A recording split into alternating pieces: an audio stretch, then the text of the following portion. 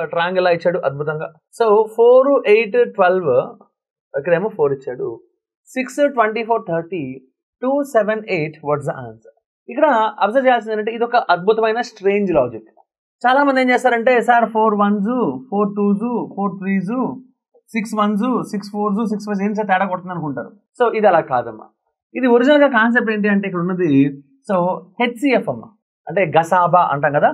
4, 8, 12 ఈ ముగ్గురు 4తో భాగింపబడతారు, అవునా కాదా? ఇంకా కరెక్ట్గా చెప్పాలి అంటే 3తోటి భాగింపబడేది 1తో భాగింపబడుతుంది, 2తో డివిజిబుల్ అవుతుంది, 4తో కూడా డివిజిబుల్ అవుతుంది కదా. దాంట్లో నాకు అతిపెద్ద నెంబర్ 4 కాబట్టి దీన్ని గరిష్ట సామాన్య భాజకము అంటాం మన తెలుగులో. ఇంగ్లీష్లో అయితే జీసీడి అంటాం, గ్రేటెస్ట్ కామన్ డివైజర్, అవునా? సో అదమ్మా ఇది. నెక్స్ట్ వన్ 6, 24, 30 తీసుకుంటే కూడా 6, అవునా కాదా? చూడండి, ఇది 6తో భాగింపబడుతుంది, ఇది కూడా 6తో భాగింపబడుతుంది, ఇది కూడా 6తో డివిజిబుల్ అవుతుంది, అవునా కాదా? రైట్, కాబట్టి 6 is the HCF. Next one 2, 7, 8 తీసుకుంటే ఏమవుతుందమ్మా? 2, 7, 8 అంటే ఈ మూడితోటి భాగింపబడే ఒకే ఒక నెంబర్ 1 అమ్మా, అవునా కాదా? రైట్, కాబట్టి ఆటోమేటిక్ ఆన్సర్ ఏమవుతుందమ్మా? 1A is the answer. ఓకేనా? ఇందులో చాలా మంది చేసే ఒక తప్పు ఏంటంటే సార్ ఇక్కడ 4 ఉంది, ఇక్కడ 4 వచ్చింది, ఇక్కడ 6 ఉంది, ఇక్కడ 6 వచ్చింది, అంటే ఇక్కడ 2 ఉంటే ఇక్కడ 2 వస్తుంది కదా అని చెప్పి ఆప్షన్స్లో 2 ఎక్కడ ఉందో వెతుకుతుంటారమ్మా.